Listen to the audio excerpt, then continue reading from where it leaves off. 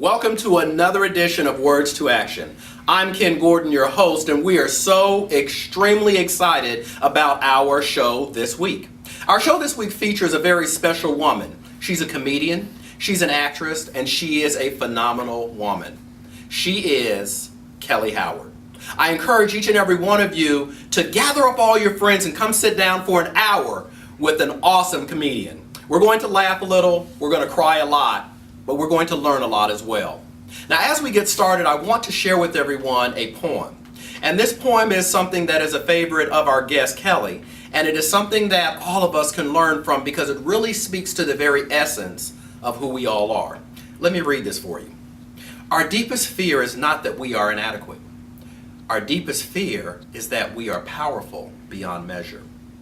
It is our light and not our darkness that frightens us most. We ask ourselves, who am I? Who am I to be brilliant, to be gorgeous, to be fabulous, to be talented? Actually, who are you not to be? You are a child of God. Your playing small does not serve the world. There's nothing enlightened about shrinking so that other people don't feel insecure or so that other people feel insecure around you. We're all meant to shine as children do. We were born to make manifest the glory of God that is within each and every one of us. It's not just in some of us, rather it's in each and every one of us. And as we let our light shine, we unconsciously give other people permission to do the same. As we are liberated from our own fear, our presence automatically liberates others. That is from Marianne Williamson, and it's from a poem called A Return to Love. Some of you have heard it from Nelson Mandela, and still others of you heard it from a movie called Coach Carter with Samuel L. Jackson. That is an inspiration to our guest. Our guest is someone that we're going to have a lot of fun with. But before we bring her on, here's just a little bit about the work that she's done. What's up, man? Yo! Hey, we're just in the neighborhood. Got some good news. Your boy just popped the question. Yo! Yeah, we getting married, man. No! You know, I have to tell my best friend. So fun. What's up?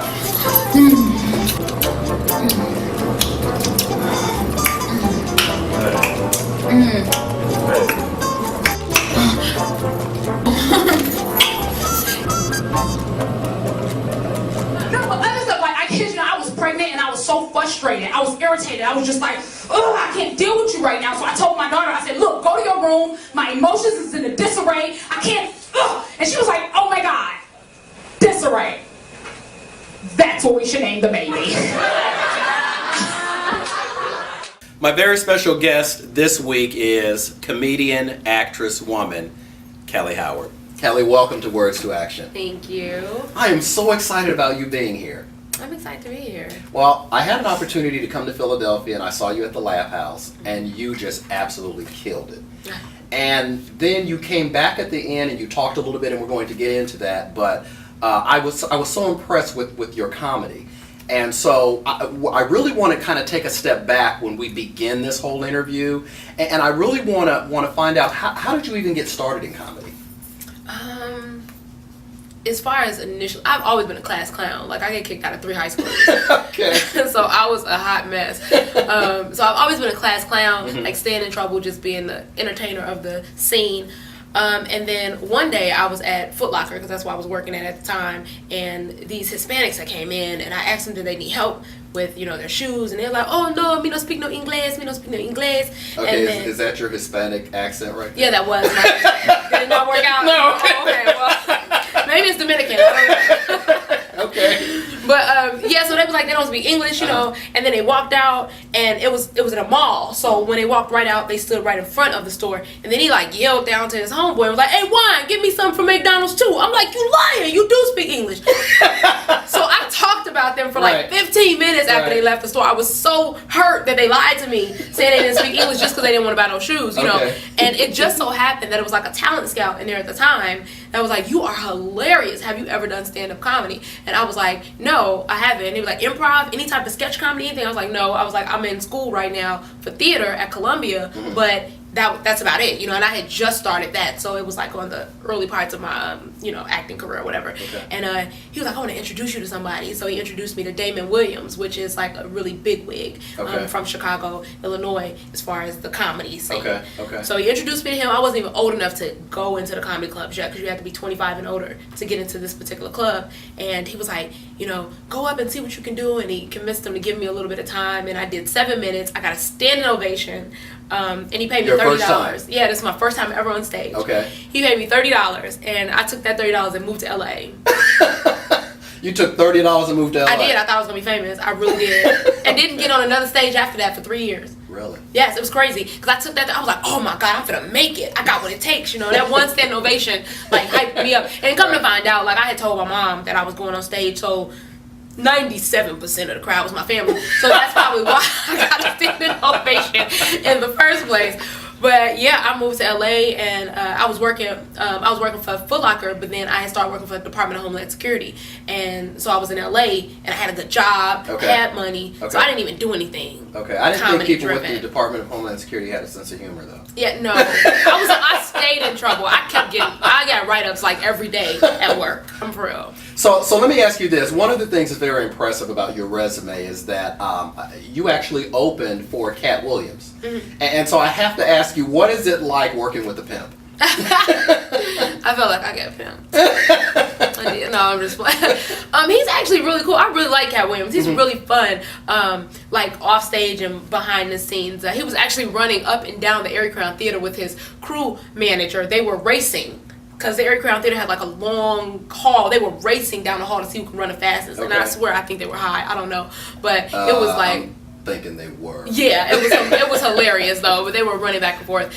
And he was really nice. I went on stage. I did my thing. I had only been doing comedy 6 months when I did that. Because I had stopped doing comedy when I first, I got the $30 and I moved to LA. So I didn't do any comedy for 3 years. And then I moved back to Chicago in 2006. And that's when I got really serious about comedy in June 2006. Okay. So in June 2006, I was, hitting the scenes kind of heavy, and then it was a contest on Power 92, which is a radio station in Chicago, that comedians, compete to open up for Cat Williams at the Erie Crown Theater on New Year's Eve, get $1,000. We were all like, oh yeah. So I did it, and I won. Out of all these comics, right, in Chicago, I won. Wow. Opened up for him, got $1,000, and I was so freaking scared because 6 months in the game, that's no time. That's like an infant in comedy years, So I went up. I did my thing. How long did you have? They gave me like 12. Again? No, they gave me like 12 minutes. Okay. Yeah, and I did my thing, and I felt like I did good. And then as soon as I stepped off stage, Cat Williams' assistant. I'm not gonna say her name because I don't care for her.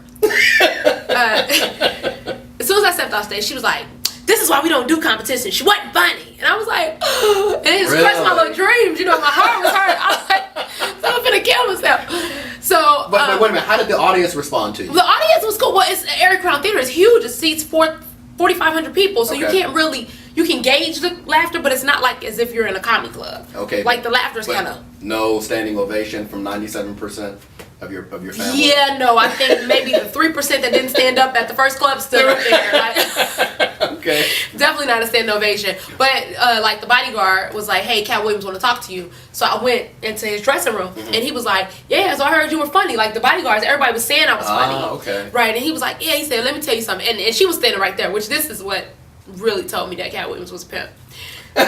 she was standing right there and he said, don't let nobody tell you. He said, don't let nobody tell you can't make it. And excuse my French, but he was like, bitches gon' hate. I was like, oh my God, I'm funny. Did he really? Yes, he said that right in front of her. It was like, you funny, you gonna make it, keep that. And I was like, all right. So, okay, and that kind of brings me to another question then, because as a female comedian, which we call comedians, what is the most difficult thing about being a female comic or comedian? Well, I have a different problem though. Like, I'm a female comedian, but I'm, not to do well on her, I'm an attractive female comedian. So that's I hadn't noticed. Many people don't. It's okay. It's okay. Okay. But that is it's a huge difference between unattractive female comedians go up there, they're funny.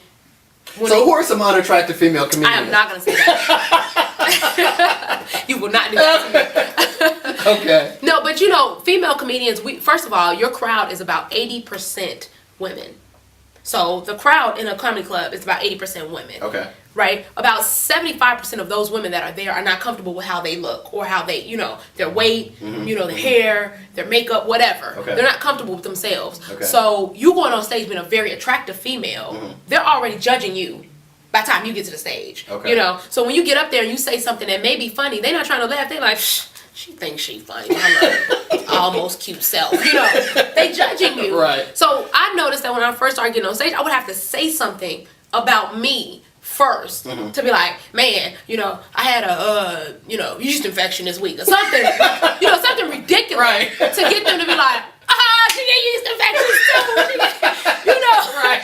And to be cool with me, it was ridiculous. So it happens with attractive females where we don't kind of get the same respect as unattractive females, but also being a female in the game, we have this expectation of being raunchy and nasty from the crowd. They like, oh, we already know what she's going to talk about before she even gets up here. So we have that problem. Then we have the men. But don't you have some female comedians who go down that road and that's what they give them? Yeah, it is a lot. It is a lot of female comedians. And is that they give them that because that's what they're expected to give them and not necessarily who they are? Some of them like that. Okay. Some of them are, they get around. They had a lot of fun with a lot of comedians.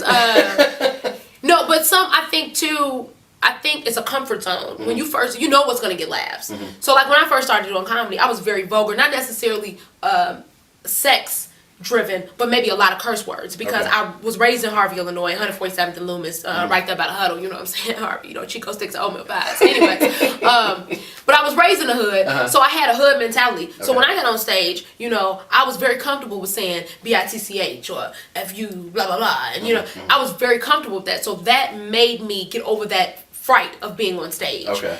So sometimes women, when they get on stage and they talk about certain things, it's strictly for comfort. So how do you pick your material? Now, at this point in my career, I pick it more so from my children and my life and my experiences. Like a lot of this conversation is going to be in my next set. You know what I mean? So let me interrupt you for a second because I want to ask you about how you actually narrow that large universe of information down into just here's what I deliver on the stage. Well, with my comedy, I have my children, and then I have my fiance, and then I have just life in general, and I try to teeter through and figure out what I think is more relatable to a lot of people, and I do have jokes that I know that nobody will get, and I talk about those too, and I just put it in a perspective where you get it because I explain it so well.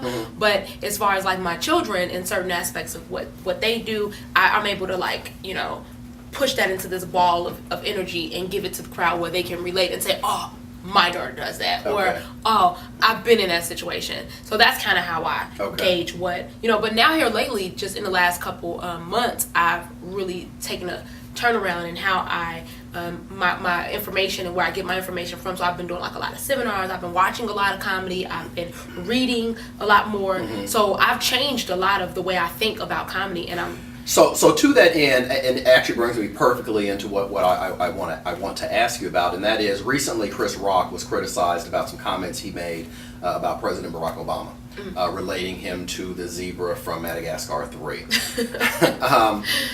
How do you feel? Do you feel comics or comedians should wade into political or social issues? Should they mess with those, or should they stay away from them? What are your thoughts on that? You know how a lot of different industries have all these different rules and regulations. If you work for the government, you can't do this, you can't do that. If you're a police officer, you can't wear earrings longer than this. You have to have your hair pulled up to this point. Right. There's only one rule in comedy. Okay. Be funny. Period. That's it. That's it. That's the only rule in comedy. Okay, so let's talk about Kellye's rules. Does Kellye venture into politics or social issues? You know what? I don't venture into politics and social issues because I don't give a hell about politics and social issues. So therefore, That's why, like, so I can't say social issues, but politics, like social issues, I'm actually a sociologist. That's what I'm, in school to be. Okay. So not necessarily from the aspect of wanting to use my degree, but because it's the study of people. So I love people. I love to study people and find out more about them. So it's very interesting to me. But as far as politics, I wasn't raised in a household. I think that comes from being raised. If you have parents that are reading the newspaper in the morning, talking about certain things, you see the conversation that they're having with each other. Children pick up on that, and then when they become older, they become interested in a lot of those things. Me, I didn't have one of those households. So, all right. So now I want to go back to something you said earlier. Now, you were raised in the hood. I was raised. Is politics not big in the hood?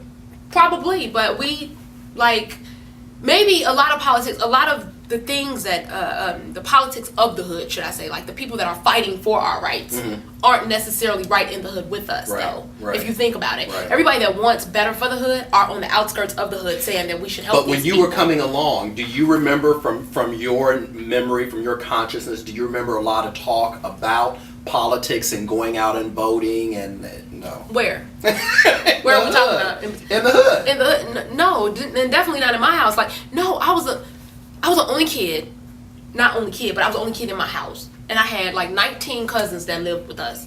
And my grandma, and then I thought I lived with my daddy for a long time, but come to find out I lived with my grandma, and my daddy lived with my grandma too. So, like, my daddy was there, and there was a lot of people in the house. And I just we never talked about that. I kind of played by myself. I played with my friend that lived in a broom closet. Like, I'm serious, my imaginary friend. Like, that was my life. Okay, it was an imaginary one. It was. I think somebody so. didn't actually live in there. I think she did live it. I really believe that it was a person in there. I believe in ghosts. Do you believe in? That's a whole nother segment. Look. Anyways, no, I'm serious. I don't think it was never taught to me just like reading. When kids love to read, it's because their parents read to them, or and they develop a love for it. But when you don't have anybody that's reading to you or anybody that's talking to you about these things, you don't develop a love for it. So when you grow up, you kind of feel, if that's the thing that you're trying to get into now, you kind of feel lost in it. Like, starting to read now has been a task for me. I have to force myself to sit down and read because I don't have a love for reading, but I need to read doing what I do. I tell you something that's very interesting, and I think it's interesting that you bring this up. I tell people a lot of times that in the African American community, we are not indoctrinated from a young age into politics. We're just not. Nope.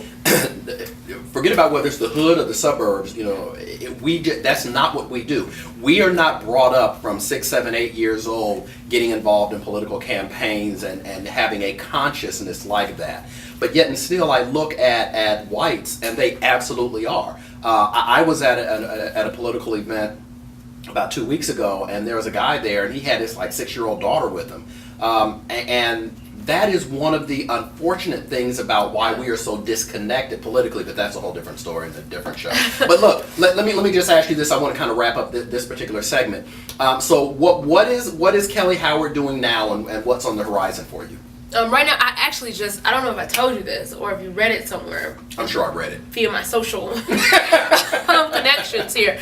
But Oprah's network just picked up our Chicago comedy project. It was a reality show. Really? Yeah, it was a reality show in Chicago. And we did the pilot, we did a little spoof part of it or whatever, a couple minutes to try to shop it. And then Sony picked it up for distribution, and then OWN picked it up to actually put it on TV. So we're going to do a 1-hour pilot series. And then once they pick up the pilot or like the pilot, then we'll go forth with a full-blown series. So I'm really excited. So do you want to give the audience a hint about what it's about?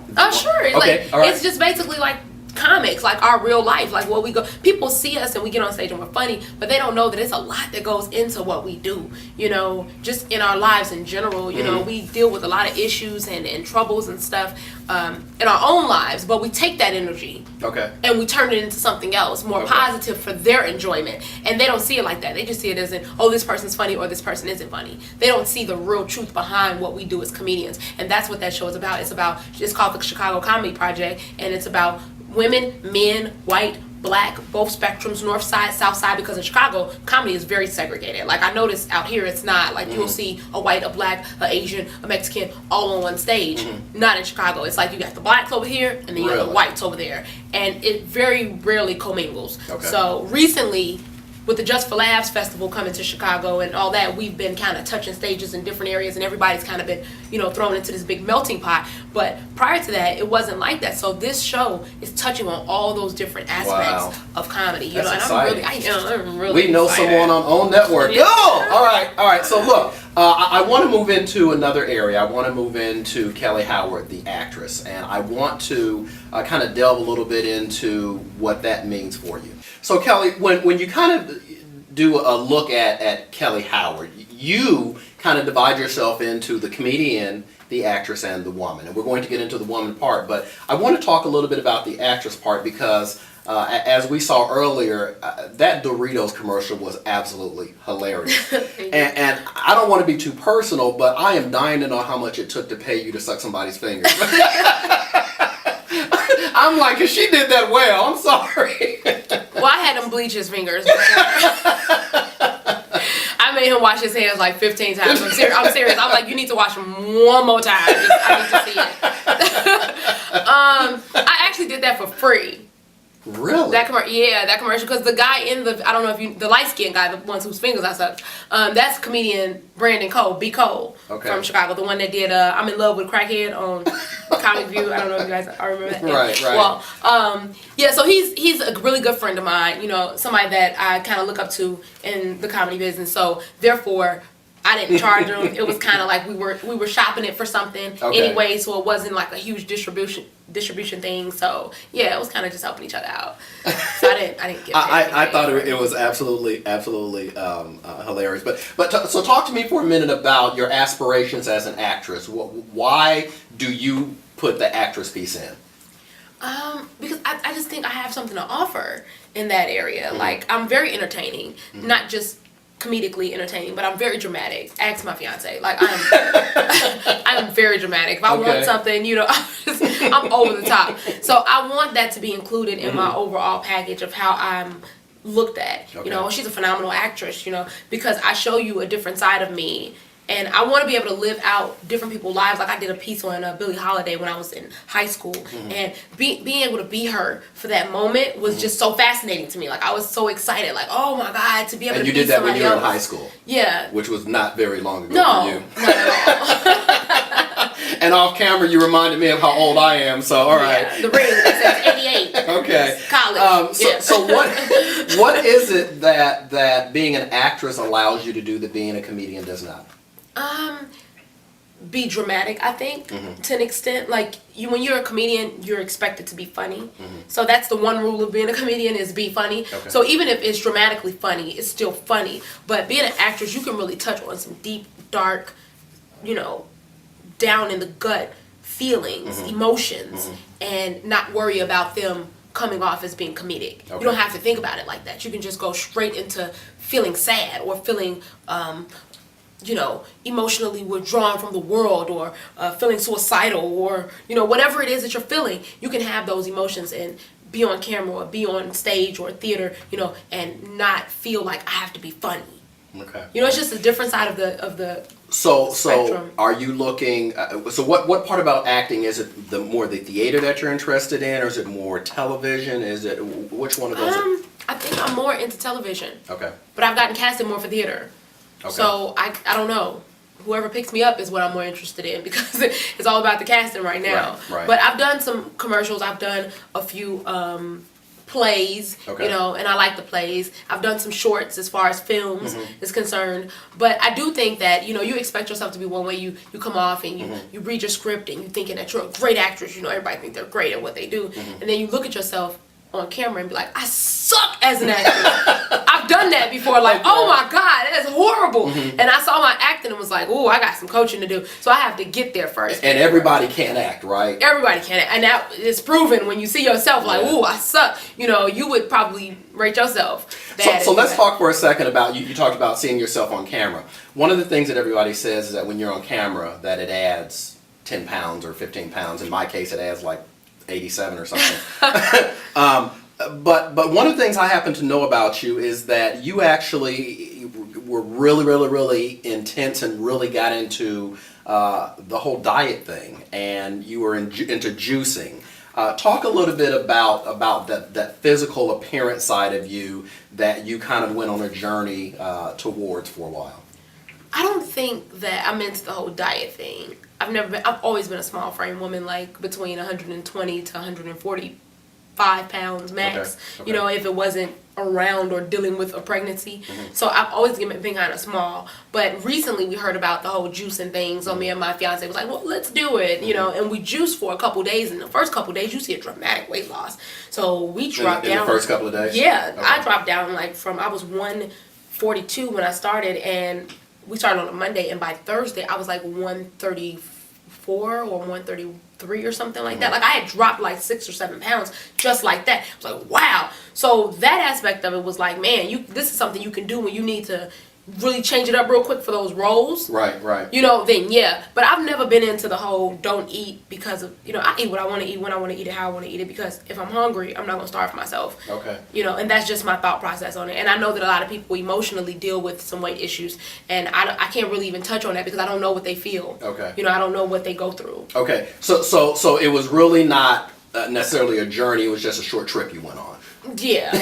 Okay. Just, you know, I work out though. I do exercise. I will exercise. Like I'll try the P90X. I always think that I don't know what it is, but I think God messed up. I really do. Like I'm supposed to be an abusive man. I'm sure I am. I'm telling you, because the abusive part comes from how I talk to my fiance. But either way, but I like to do stuff like I fixed the sink in our house. Like the porcelain was cracked, and I like took the whole sink off and changed out the sink. And he came home one day like, you changed the bathroom sink? And I'm like, yes, because the porcelain was cracked and you left it like that. You know, and I mean, I like changed the shower head and it was surrounded by like ceramic wall, and I like tore down the ceramic and like re-ceramic like the wall. Like I love to do stuff like that, handy dandy stuff. Okay. So I think that I'm so powerful. So I work out because I be thinking I can lift like, you know, I could bench press like 300. Like I really feel like that. I'm sure I can. In your mind, you're yes, I think that I'm like so powerful. So I want to go back for just a second because one of the things that I've got to ask you about, when I met you, you had locks, flowing locks. Locks? Hair. Oh, I thought you meant like dreadlocks. I'm like, I don't have no dreadlocks in my head. No, you had. Oh, that's old school. A8 term. That's cool. That's right. All right, you had a lot of hair. How's that? Okay, that works for me. Let me put it in today's terms. All right. So you had more hair. So and you, what happened? Yeah, man, I cut off 15 inches about a month ago. Okay, actually, it's been a wait a month minute, and a week. 15 inches. 15 inches. It's called locks. Yeah, I don't know. When you think locks, you think dreadlocks. Okay, all right. You're dating yourself. I'm dating myself. Yeah, so that's how you old have school. 15 inches. Got it. All right, Yeah. you cut off 15 inches. I did. Why? I don't know. I don't know. You need a better answer than that. I don't. And I actually do a joke on stage now where I say, if you want to make drastic changes in your life, start with your nail polish. Like, don't just sit in the chair and say, do away, because it won't come back. I really have been dealing with this last week. Before when I did it, I was like, you know, hey, and I didn't care. But this last week, I've been like, Kellye, you really cut your hair. Like, what are you doing? What made you do it? I think, and I know that you want to talk about this a little bit later, but I think it had a lot to do with my daughter. Okay. And I think I've been going through a transition of trying to find out who I am, what I like, what I don't like. Okay. And it's crazy because what I've come to find out in my journey, with cutting my hair, or going out and buying this outfit, or you know, searching for a new car, or whatever, you know, all these drastic changes I've been trying to make in my life, I've realized that when I get it and I got it, 2-3 weeks go past, and guess what? I'm still not happy, and it's still not right. And that's because it doesn't start from all of the material things that I've been trying to venture out and find. It starts from within. So it's something going on in here. And let me share this with you. One of the things that perhaps you would learn when you get older, like I am, is that peace you find from within. You can get a tattoo that you can actually put on yourself. You just gonna journey back to my tattoo right here. You know, look, one of the things that I just want to kind of give you some kudos on is you are a gorgeous black woman, no doubt about it. Thank you. But in addition to being gorgeous, you're also incredibly intelligent, because you just finished one of your semesters at Purdue and got straight A's. Straight A's. And that is impressive. So congratulations on that. Thank you. I want to move into a segment to talk a little bit about you as a woman, and that's something that I really want us to get to, because I think that's really the essence of who you are. Kellye, one of the things that absolutely captivated me about you when I had an opportunity to hear you perform, and let me just say that you were absolutely hilarious that night. You have been amazing so far on the show. You are an amazing talent, a very raw talent, I think, because you're natural. And you don't try to be funny, you just are. And I love that about you, and we're excited about the fact that you have an opportunity on the OWN. We wish you the absolute best, and we will do everything we can from words to action to promote your name and get your name out there, because as you go up and as you are successful, it just does us great to know, or to be able to say, you know, we knew her and she was with us once upon a time. But the thing that just really grabbed me was when you told your personal story. And everyone in the room on that night really stopped and listened to what you said. So I'd like to delve into that for a second. I'd like for you to talk for a moment about why November the 12th of 2010 is a significant and a special day. It was the day that my youngest daughter, Heaven Elise, was born. So, and when she was born, she was just born with a lot of and health conditions. But we didn't even know. Like, you know, I was 8 months pregnant. I was 36 weeks is what they'll call that, and so it's just like right at the brink of 8 months, going into the 9th month, and we didn't know anything was wrong.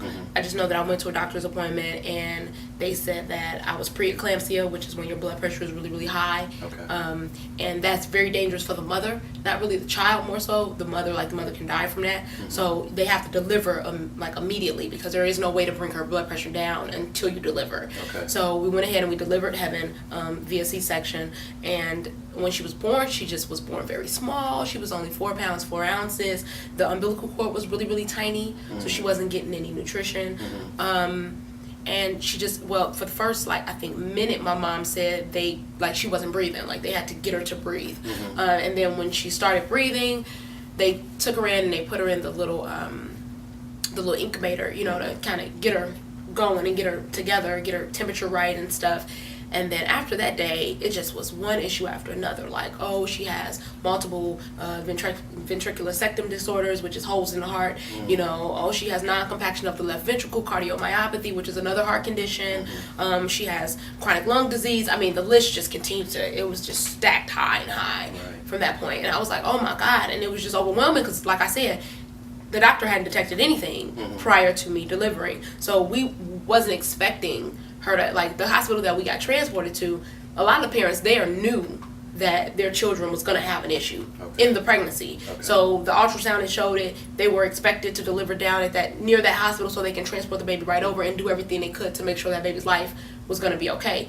But with Heaven, it just was like, surprise, you know, and all these problems.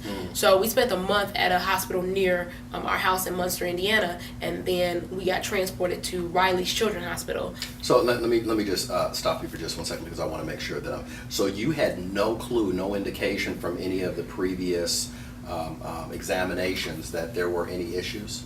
None. Like, nothing at all. We knew nothing. Like, I just knew I was pregnant. And I didn't even know. The thing is, I didn't even know what I was having, because I didn't want to know. Like, I was like, I'm going to do, you know, because first of all, anytime you have a kid, you know, I have a older child, and then I have the younger one. And so with the older child, I was young. I was 19. You know, I'm like, oh, I want to know what I'm having. I want to have this big baby shower. It was a young-minded mentality with having a kid. When I had this one, I wanted to do everything right. I didn't want to know the sex. I wanted to pick out the names and, you know, have the unisex bedroom and have all these different dreams that I had already prepared for her or for the baby. I didn't know what it was at the time. So in the ultrasound, she did tell me that she couldn't find one of the chambers of her heart. She was like, wait, I can't find, you know, and it was a long time. She was working on me trying to figure this out. And then she was like, oh, here it is. And then that was it. So I was kind of torn by the fact that you couldn't find one of the chambers of her heart. You're looking at her heart. Obviously, you can't see that there's holes in there, or maybe it was too early to know if those holes would have closed on their own. I don't know what they see at that point. But for her to be born and then have all these issues, like, I was kind of upset that they hadn't figured that out either, you know. All right, so what happened? You were saying that you went to a children's hospital, so what happened? Yeah, we went to Riley's Children's Hospital in Indianapolis. And we got admitted there December 14th. So it was a month and 2 days after she was born.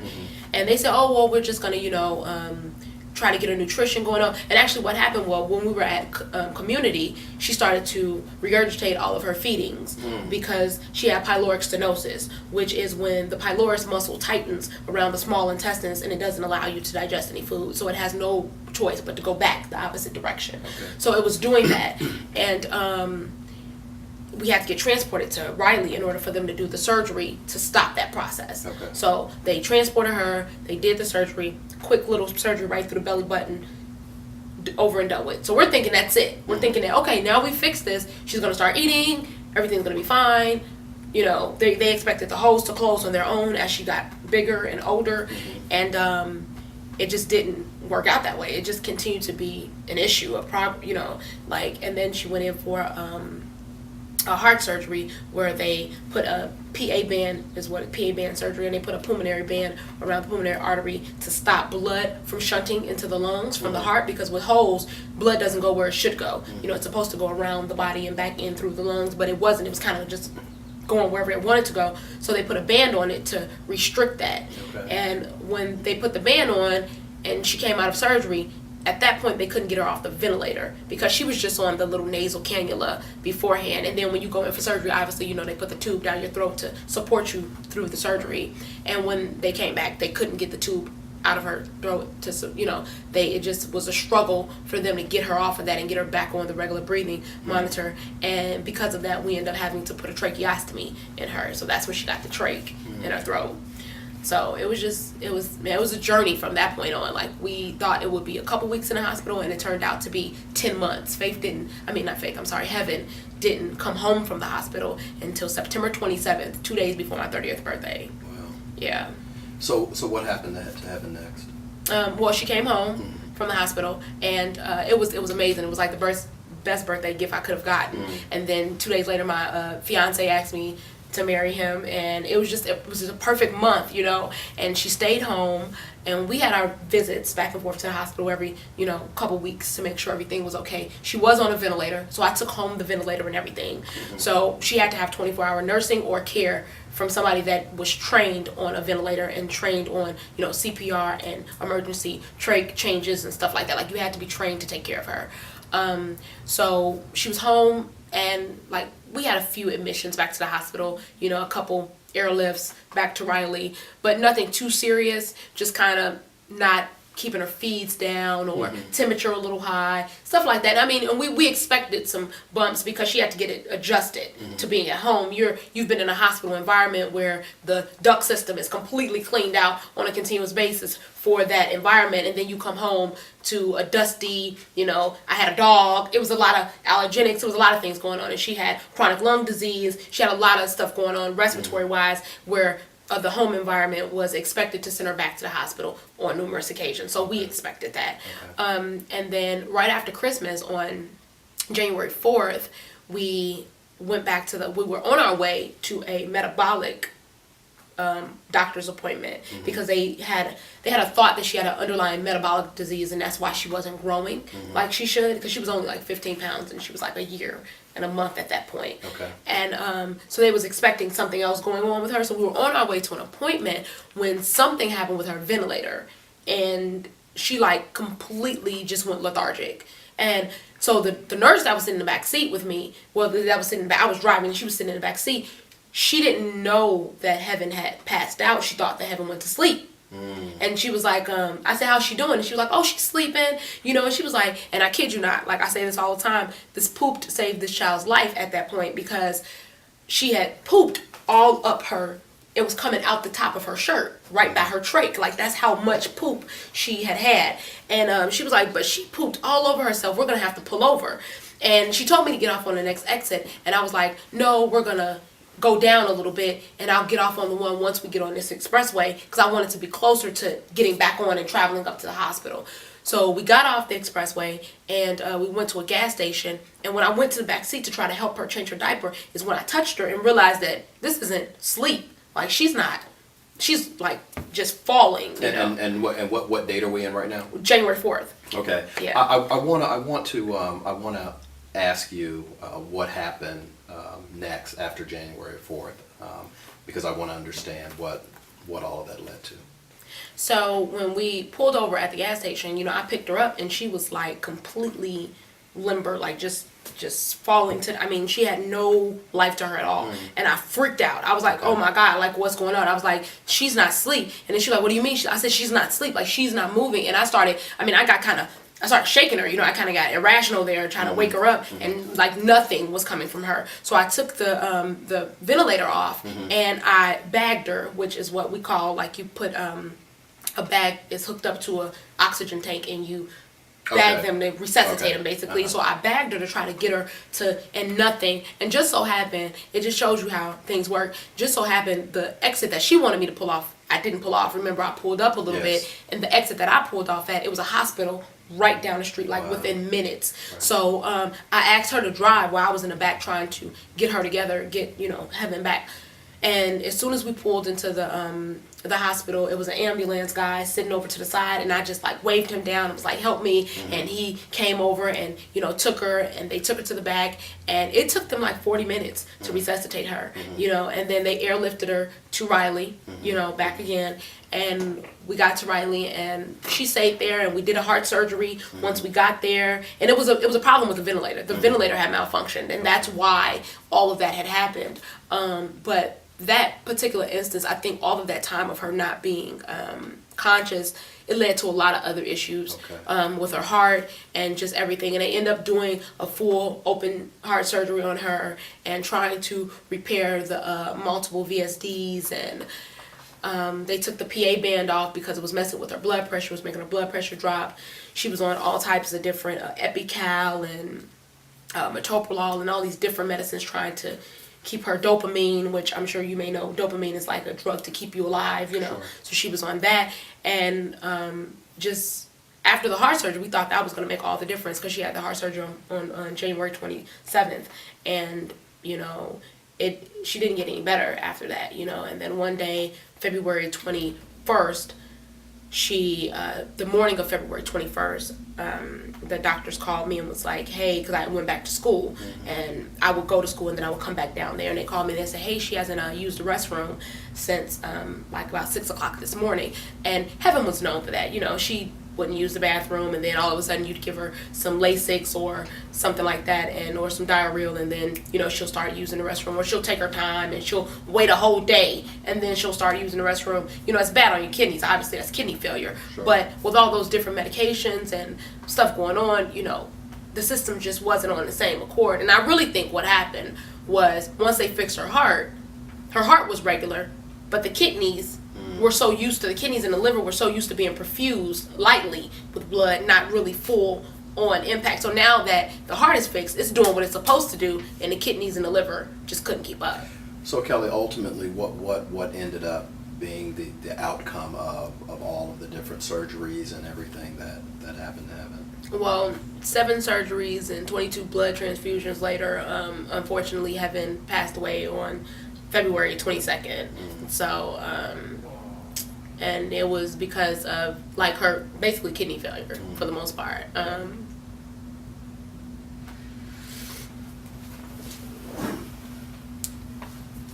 It's all right. It's still kind of hard for me to, you know, talk about it. But so, yeah, she passed away on February 22nd, and I think, you know, all I can say is I really think, like, after a lot of life changing thoughts and reading books and talking to people, you know, I can say that I don't really think that Heaven was ever introduced to my life forever anyway. I think God only put her here for a period of time, because for the last 15 months, you know, those doctors said all of these things that she couldn't do and she wouldn't do it. This is impossible and this is not going to happen. And she proved them wrong every time, you know. And so I think she was a medical miracle. You know, she changed a lot of perspectives of a lot of those doctors. And they even still talk to me today like, wow, we learned so much from her.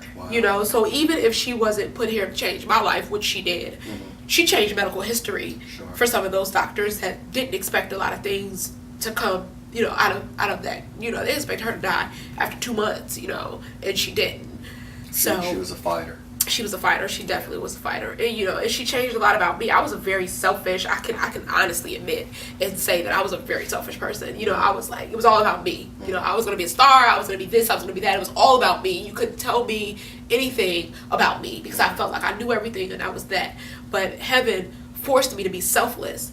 I had no choice. I was her advocate, you know, and I was going to do everything in my power to make sure that she was cared for properly. And so I stopped life to deal with her and to deal with her only, you know, and a lot of people suffer from that, to include my 11-year-old daughter. She suffered from that distance, but I did everything that I could to be there for heaven. And now that she's gone, that change didn't go with her. Right. You know what I mean? So I struggle even today with my selflessness. Like, I am a very selfless person. I will do things for people that I wouldn't normally even dream of doing, you know, and I think that a lot of her being here was that reason. As God said, I have more for you. I have something different from your life and you're not getting it. I've shown you in so many different ways with putting men in your life that have done you wrong and putting you in situations where you've done this and car accidents and you're still not getting it. So if I have to go this drastic to give you something so precious, for you to see the perfection in her and to change from that, then I'll do that, you know. And that's what he did. He really made me look at life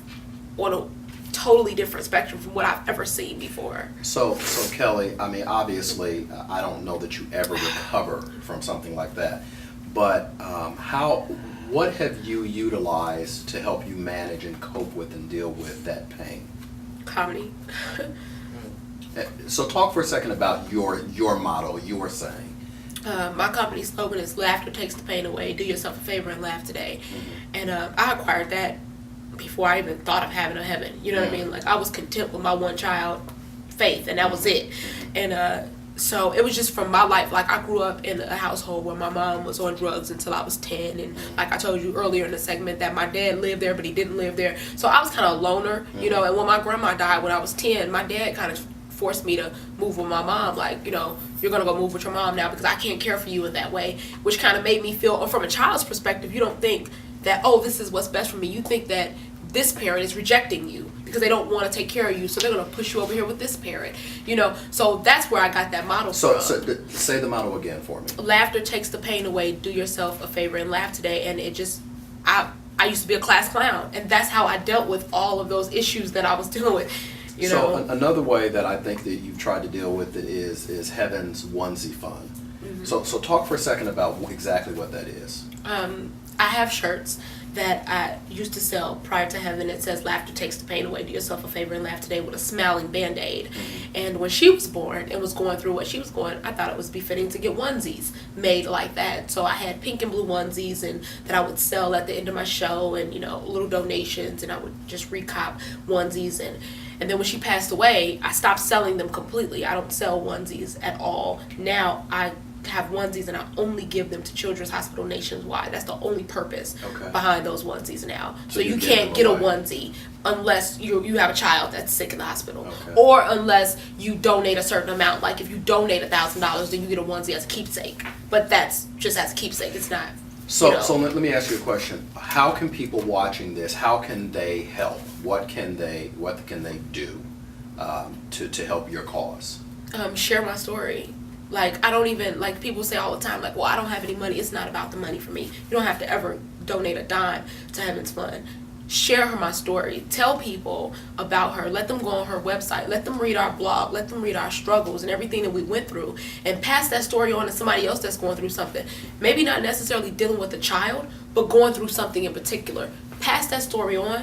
They're going to read that story, and I can guarantee you they're going to get something out of that story. I want to walk down the street one day and for somebody to come up to me and say, you know what?